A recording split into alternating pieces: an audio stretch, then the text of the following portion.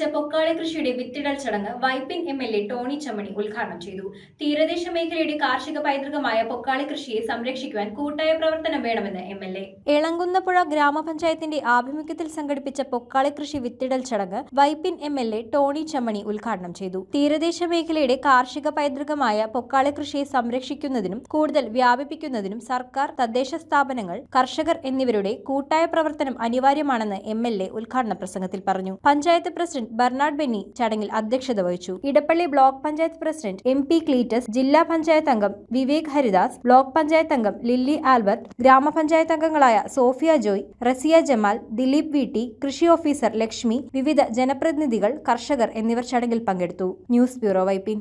റിങ്ങുകൾ 1 ഗ്രാമിൽ തുടങ്ങുന്ന മാലകൾ, നെക്ലസുകൾ 9,000 രൂപ മുതൽ ഡയമണ്ട് നെക്ലസുകൾ 1 ലക്ഷം മുതൽ ആരംഭിക്കുന്ന വെഡിംഗ് സെറ്റുകൾ, കൂടാതെ നിങ്ങളുടെ പഴയ സ്വർണത്തിന് ഏറ്റവും ഉയർന്ന മൂല്യവും.